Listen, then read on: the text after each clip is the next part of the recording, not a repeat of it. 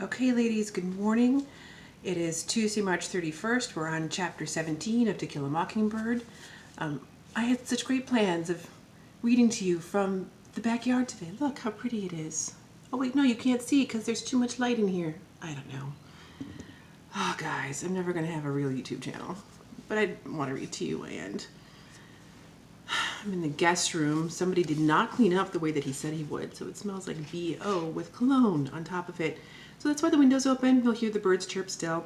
But I can't read actually in front of the window because then you can't see my face at all, and I'm just going to start reading. Harper Lee, take it away. Chapter 17, we're on page 189. I don't even know where your eyes are, guys. Sorry. Okay, Jem, I said, are those the Yules sitting down yonder? Hush, said Jem. Mr. Heck Tate's testifying. Mr. Tate had dressed for the occasion. He wore an ordinary business suit, which made him look somehow like every other man. Gone were his high boots, lumber jacket, and bullet-studded belt. From that moment, he ceased to terrify me. He was sitting forward in the witness chair, his hands clasped between his knees, listening attentively to the circuit solicitor. Solicitor's a lawyer. The solicitor, a Mr. Gilmer, was not well known to us. He was from Abbotsville. We saw him only when the court convened, and that rarely, for court was of no special interest to Jem and me. A balding, smooth-faced man, he could have been anywhere between 40 and 60. Although his back was to us, we knew he had a slight cast in one of his eyes, which he used to his advantage. He seemed to be looking at a person when he was actually doing nothing of the kind. Thus, he was hell on juries and witnesses. The jury, thinking themselves under close scrutiny, paid attention. So did the witnesses, thinking likewise. In your own words, Mr. Tate, Mr. Gilmer was saying. Well, said Mr. Tate, touching his glasses and speaking to his knees, I was called... Could you say to the jury, Mr. Tate? Thank you. Who called you? Mr. Tate said, I was fetched by Mr. Bob Ewell yonder, one night. What night, sir?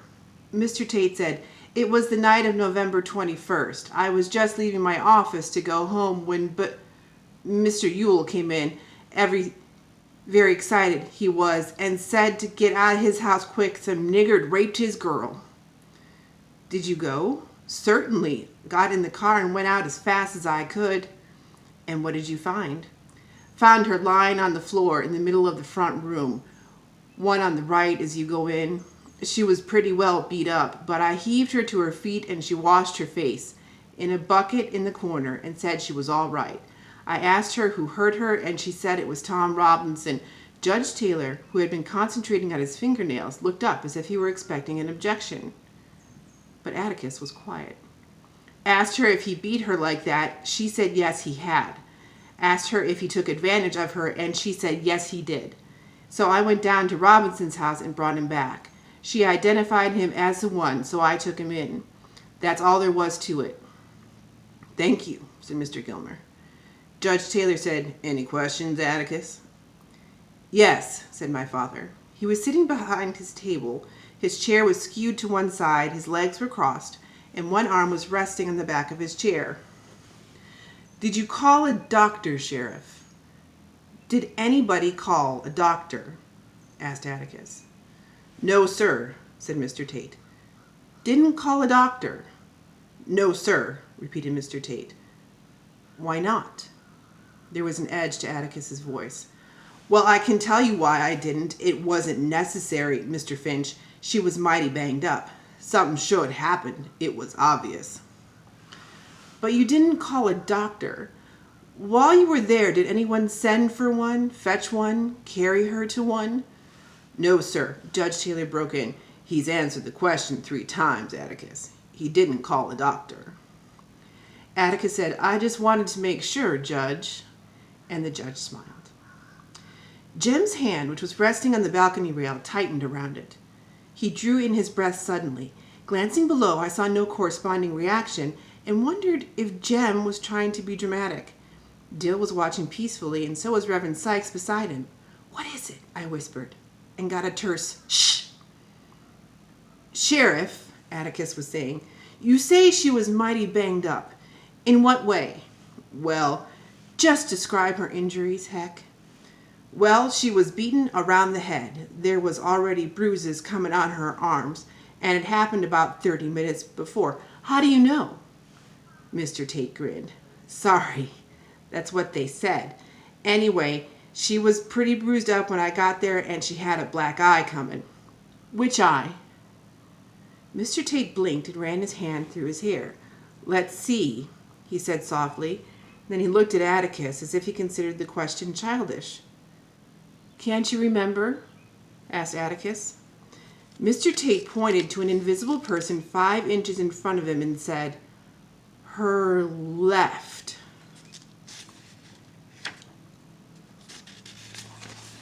I'm going to page 192, if I can turn the page. Wait a minute, Sheriff, said Atticus. Was it her left facing you, or her left looking the same way you were? Mr. Tate said, Oh, yes, that'd make it her right. It was her right eye, Mr. Finch. I remember now. She was banged up on that side of her face. Mr. Tate blinked again, as if something had suddenly been made plain to him. Then he turned his head and looked around at Tom Robinson. As if by instinct, Tom Robinson raised his head. Something had been made plain to Atticus also, and it brought him to his feet. Sheriff, please repeat what you said. It was her right eye, I said. No. Atticus walked to the court reporter's desk and bent down to the furiously scribbling hand. It stopped, flicked back the shorthand pad, and the court reporter said, Mr. Finch, I remember now she was bunged up on that side of the face. Atticus looked up at Mr. Tate. Which side again, Heck? The right side, Mr. Finch, but she had more bruises. You want to hear about them? Atticus seemed to be bordering on another question, but he thought better of it and said, Yes, what were her other injuries? As Mr. Tate answered, Atticus turned and looked at Tom Robinson as if to say this is something they hadn't bargained for. Her arms were bruised, and she showed me her neck. There were definite finger marks on her gullet. Around her throat? At the back of her neck? I'd say they were all round, Mr. Finch. You would? Yes, sir, she had a small throat. Anybody could have reached around it with... Just answer the question yes or no, please, Sheriff, said Atticus dryly, and Mr. Tate fell silent. Atticus sat down and nodded to the circuit solicitor, who shook his head at the judge, who nodded to Mr. Tate, who rose stiffly and stepped down from the witness stand. Below us, heads turned, feet scraped the floor, babies were shifted to shoulders, and a few children scampered out of the courtroom. The Negroes behind us whispered softly among themselves. Dill was asking Reverend Sykes what it was all about, but Reverend Sykes said he didn't know. So far, things were utterly dull. Nobody had thundered. There were no arguments between opposing counsel. There was no drama. A grave disappointment to all present, it seemed. Atticus was proceeding amiably, as if he were involved in a title dispute. With his infinite capacity for calming turbulent seas, he could make a rape case as dry as a sermon. Let me reread that line, sorry. With his infinite capacity for calming turbulent seas, such a great line, he could make a rape case seem as dry as a sermon. Gone was the terror in my mind of stale whiskey and barnyard smells, of sleepy-eyed, sullen men, of a husky voice calling in the night, Mr. Finch, they gone? Our nightmare had gone with daylight. Everything would come out all right. All the spectators were as relaxed as Judge Taylor, except Jem. His mouth was twisted into a purposeful half-grin, and his eyes happy about, and he said something about corroborating evidence, which made me sure that he was showing off. Robert E. Lee Ewell. In answer to the clerk's booming voice, a little bantam cock of a man rose and strutted to the stand, the back of his neck reddening at the sound of his name. When he turned around to take the oath, we saw that his face was as red as his neck. We saw no resemblance to his namesake. A shock of wispy, new-washed hair stood up from his forehead. His nose was thin, pointed, and shiny. He had no chin to speak of. It seemed to be a part of his crepey neck. So help me God, he crowed. Every town the size of Macomb had families like the Ewells. No economic fluctuations changed their status. People like the Ewells lived as guests of the county, in prosperity as well as in the depths of a depression. No truant officers could keep their numerous offspring in school. No public health officer could free them from the congenital defects, various worms, and the diseases indigenous to filthy surroundings. Macomb's Ewells lived behind the town garage dump. Going to page 194. Behind the garage dump, in which was once a Negro cabin. The cabin's plank walls were supplemented with sheets of corrugated iron, its roof shingled with tin cans hammered flat, so only its general shape suggested its original design. Square, with 4 tiny rooms opening onto a shotgun hall, the cabin rested uneasily upon 4 irregular lumps of limestone. Its windows were mere open spaces in the walls, which in the summertime were covered with greasy strips of cheesecloth to keep out the varmints that feasted on Macomb's refuse. The varmints had a lean time of it, for the Ewells gave the dump a thorough gleaning every day, and the fruits of their industry, those that were not eaten, made the plot of ground around the cabin look like a playhouse of an insane child. What passed for a fence were bits of tree limbs, broomsticks, and tool shafts, all tipped with rusty hammerheads, snaggletooth rakeheads, shovels, axes, and grubbing hoes, held on with pieces of barbed wire. Enclosed by this barricade was a dirty yard containing the remains of a Model T Ford on blocks, a discarded dentist chair, an ancient ice box, its refrigerator, plus lesser items, old shoes, worn-out table radios, picture frames, and fruit jars, under which scrawny orange chickens pecked, hopefully. One corner of the yard, though, bewildered Macomb. Against the fence in a line were 6 chipped enamel slop jars, holding brilliant red geraniums.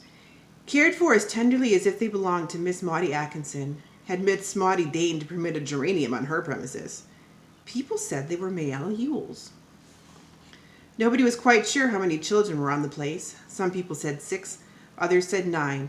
There were always several dirty-faced ones at the windows when anybody passed by. Nobody had occasion to pass by except at Christmas, when the churches delivered baskets, and when the mayor of Macomb asked us to please help the garbage collector by dumping our own trees and trash. Atticus took us with him last Christmas when he complied with the mayor's request. A dirt road ran from the highway past the dump, down to a small Negro settlement some 500 yards behind the Ewells.